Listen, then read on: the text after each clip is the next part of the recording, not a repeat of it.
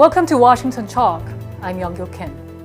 For the first time since he was named the U.S. Special Representative for North Korea, Sung Kim talked to his Chinese counterpart, 류샤오밍, who repeated China's previous position on North Korea. Meanwhile, the State Department reiterated the United States is awaiting a constructive reply from North Korea, which has remained unresponsive to the U.S. calls to engage. Today, we'll discuss these and more. Joining me is Celeste Arrington, Professor of Political Science and International Affairs at George Washington University. Professor Arrington specializes in comparative politics with a regional focus on the two Koreas and Japan.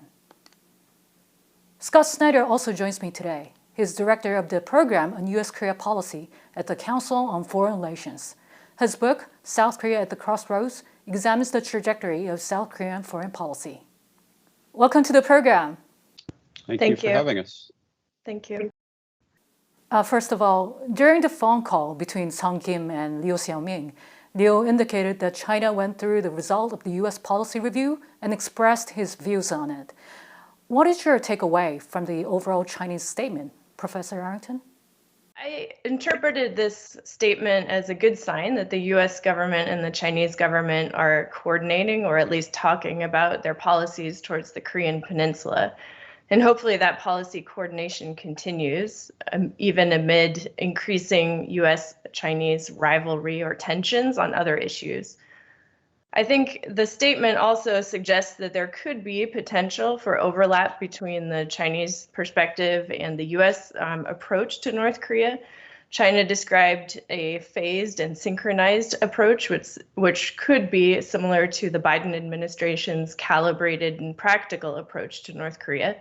So I think the challenge going forward is to figure out what steps do we, the U.S. and China, pursue in order to bring North Korea to the table. At the same time, North Korea, we're waiting on them to respond to invitations to engage in diplomatic talks. So Beijing is also, like Seoul and like Washington, waiting on North Korea. Well, I think that both sides have a common interest in denuclearization, and the fact that the Chinese appointed Liu Xiaoming as an ambassador focusing on the North Korea issue, I think shows that China wants to engage with the Biden administration. I think that Chinese might have a little bit of a fear of missing out and concern about how the Biden administration might proceed. They don't want to be left out in the context of a renewed bilateral engagement. But at the same time, as Celeste suggested, there's this backdrop of rising rivalry. And frankly, there are differing geopolitical objectives as regards the peninsula. And so I think that ends up being a big limiting factor in terms of what we can expect in terms of actual cooperation between the two sides.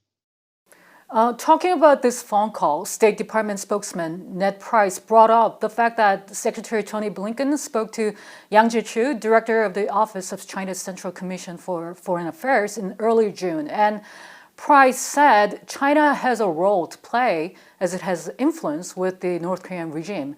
Mr. Snyder, what kind of role is he talking about? Well, unquestionably, China has influence on the Korean Peninsula issue. And I think that the Biden campaign was looking for ways to include China in this process. And Secretary Blinken himself has acknowledged China's influence and role.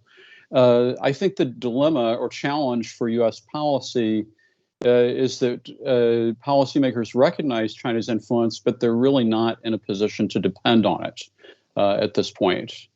And also, as we look at China's history of engagement on the Korean Peninsula, China's focus has been primarily preventative, trying to prevent bad things from happening.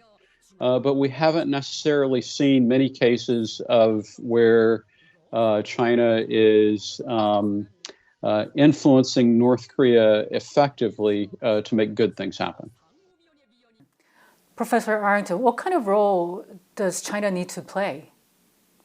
Ideally, China should play a productive role, maybe hosting talks, encouraging North Korea to engage with the outside world. Arguably, it tried those constructive measures in the early part of the new millennium as it encouraged economic reform in the early 2000s in North Korea. Those reforms Kim Jong-il then rolled back, as well with hosting the six-party talks, and North Korea walked away from those. Early on in Kim Jong-un's administration, he showed less willingness to tolerate North Korean officials' close ties with China, including his uncle. And so the question is, to what extent does China still have ties in North Korea? I think in terms of trade dependency, North Korea is overwhelmingly dependent on China for trade. 90% of its trade is with China. And so that definitely gives China leverage. As Scott noted, therefore, the challenge is to give China opportunities, or to highlight opportunities for China to play a constructive role, not just a preventative role on the Korean Peninsula, and to try to keep the peninsula siloed from other dimensions of the US-China rivalry. To follow up on that, about what Liu Xiaoming said in the statement, especially on his emphasis on a dual-track approach, former top U.S. negotiator with North Korea, Christopher Hill, told VOA he thinks this is just a restatement of what the Chinese have said many times in the past.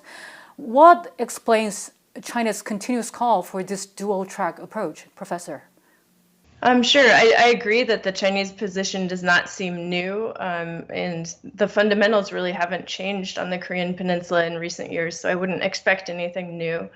At the same time, the idea that denuclearization should be an objective and that it should be achieved in a peaceful fashion, that goes back to the 1992 joint declaration between North and South Korea. And most of the parties involved on the Korean Peninsula agree with these goals. They don't agree on the steps of how to get there and what should be prioritized, and what trade-offs maybe should be made along the way in order to achieve a peaceful denuclearization. And so I think for that, the continued coordination, or at least talking between the United States and China, is essential in order to make sure that we don't have too much divergence in terms of the process of how to get there. Well, I think China feels that that is the approach that conforms to its interest. It wants to see gradualism because it wants to try to maintain a measure of control. It has an interest in denuclearization, and it has an interest in seeing tension reduction that may result in the possible withdrawal of U.S. forces on the Korean Peninsula. And so one of the challenges, I think, is that China has a strategic interest in linking peace and denuclearization that is slightly different from the way that the U.S. views it. The U.S. also wants peace, but it needs to use its presence as deterrence until denuclearization is achieved. And so there's a slightly different emphasis there. I think that China can be a little bit opportunistic, but overall, on that particular issue, especially if things started to move forward. But basically, the dual track, I think, reflects the best framing at the abstract level that reflects the extent of a convergence of interest. Right after the phone call with Liu Xiaoming, Sung Kim spoke on the phone with South Korea's chief nuclear negotiator, No Kyu-duk. And Sung Kim has recently been in Seoul meeting his counterparts both from South Korea and Japan. And he obviously talked with the Chinese counterpart. He has been very active and very busy, apparently.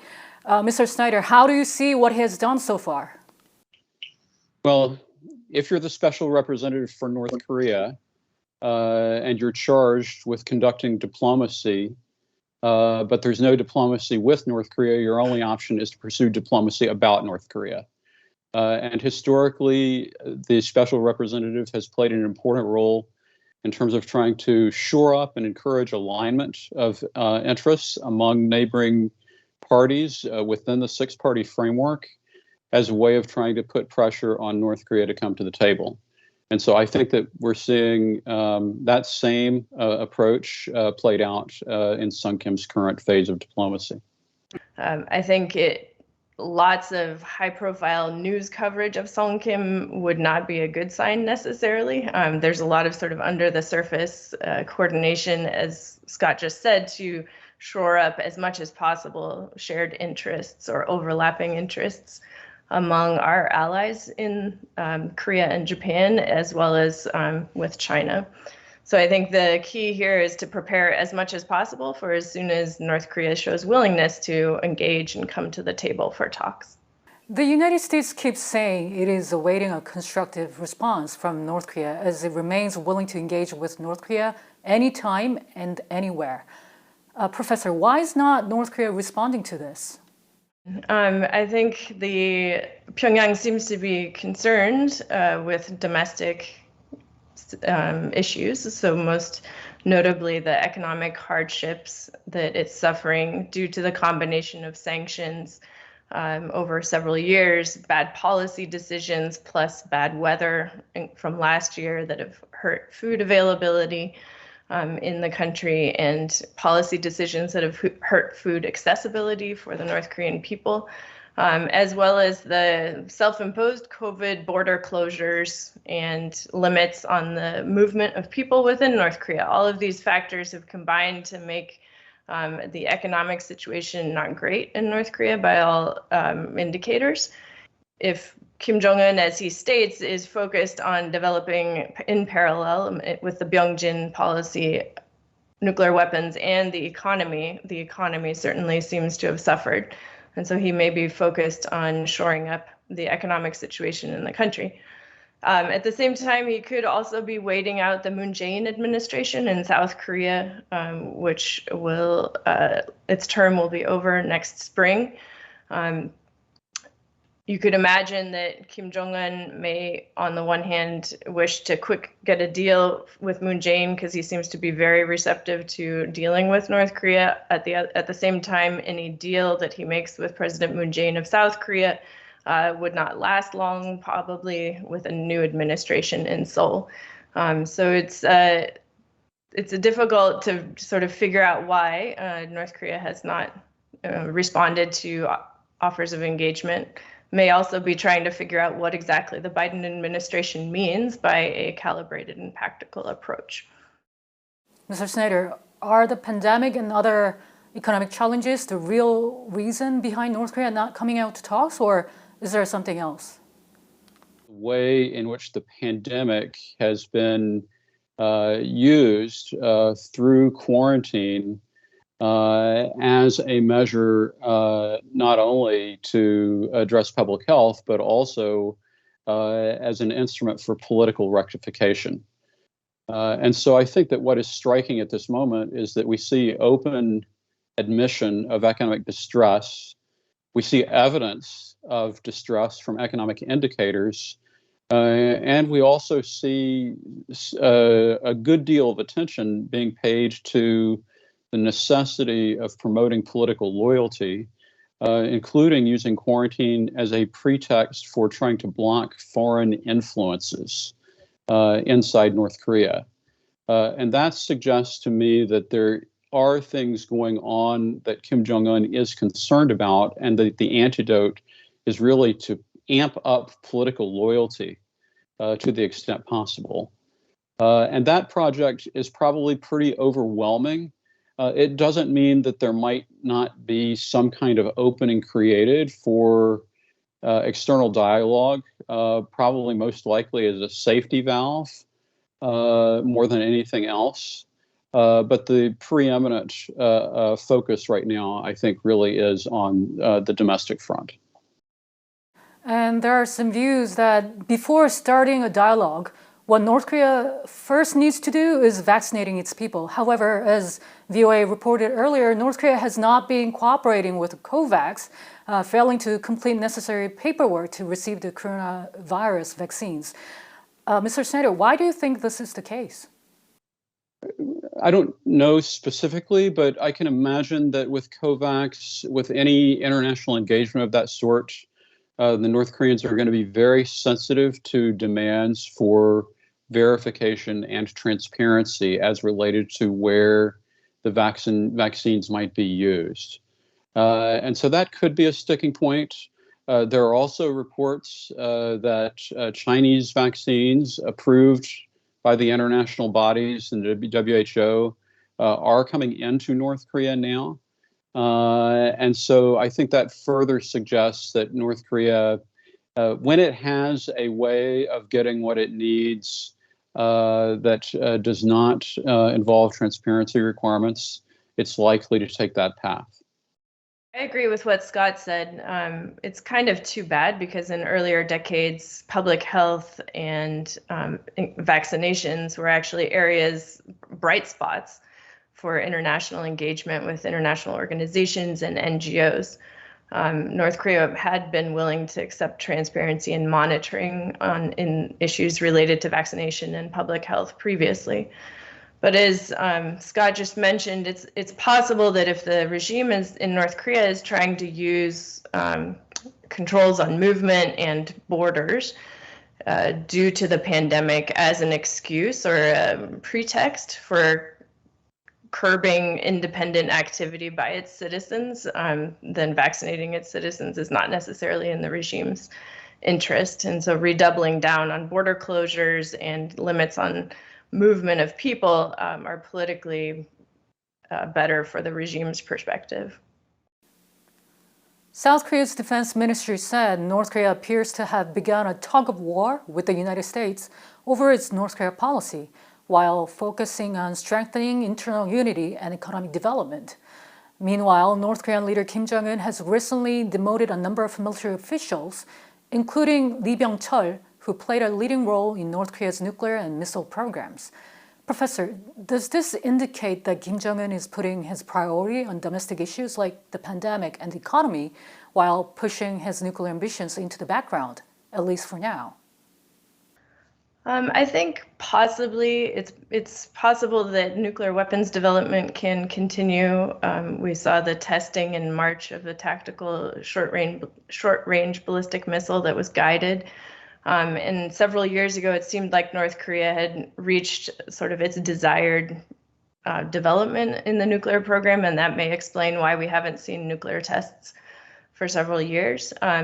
But as Scott was mentioning before, and as I mentioned earlier, this re-centralization of authority and emphasis on political loyalty in North Korea does seem to be the priority for the North Korean regime, the Kim Jong-un regime right now. In that sense, it's not good news for the ordinary North Korean people who have depended on the gray and black markets to put food on the table. Mr. Snyder, how would you analyze Kim Jong-un's recent moves? When you're faced with a shrinking economic pie, the intensity of competition over the existing resources becomes even harsher. And we've seen Kim Jong-un calling out senior officials who have not performed to his expectations. And so I think that it's not surprising to see a fair amount of turmoil at this moment in North Korea. I also want to underscore what Celeste was saying about the military development objectives. The Eighth Party Congress identified a set of military development objectives, and we have seen no evidence that North Korea is deferring those objectives regardless of what is happening with Lee Byung-chul. It's been nearly 6 months into President Joe Biden's administration. Many North Korean watchers predicted earlier that North Korea will turn to provocations in the early period of the Biden administration.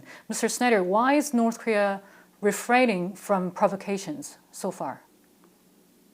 Well, actually, this is what I expected, really stalemate more than provocation. And I think the reason is that it's not in North Korea's interest to pursue provocations at this time, given the domestic circumstances, given the distinct possibility that China has communicated a ceiling on what it might expect or be willing to tolerate in terms of North Korean expanded missile testing.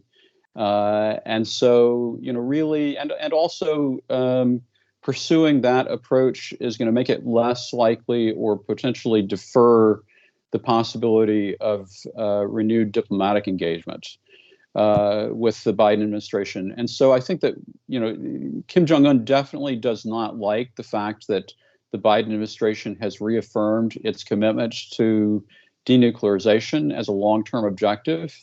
But it doesn't necessarily mean the door has not been completely shut to the possibility of using negotiations as a way of relieving pressure, under that framework. But I just think it requires North Korea's very careful assessment with regard to what it thinks it can get from that process. And it appears that that assessment is still ongoing.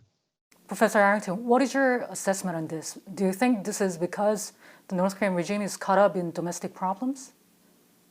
I suspect yes. We did have the March missile tests, and Kim Jong-un's sister, Kim Yo-jong, has been relatively vociferous in her criticisms of South Korea and the United States.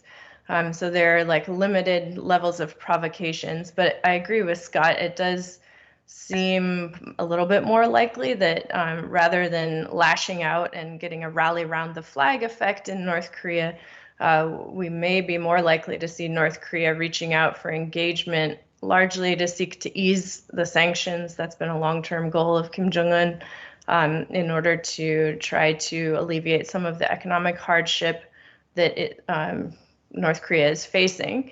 But China, as Scott just noted, may also be putting pressure on North Korea not to engage in provocations.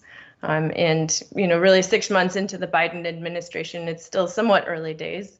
And North Korea does seem to be trying to figure out what's going on as we live through this once-in-a-century global pandemic that has sort of made all things more complicated and may even be useful for the North Korean regime in order to crack down on its own people, unfortunately. Well, as the US and North Korea are in the stalemate stage, it is being carefully watched whether North Korea will make any move anytime soon or will be staying where it is for the time being. Professor Arrington and Mr. Snyder, thank you so much for being with us today. Thank you. And that does it for this week's Washington Talk from Voice of America. Please join us again next week for more analysis.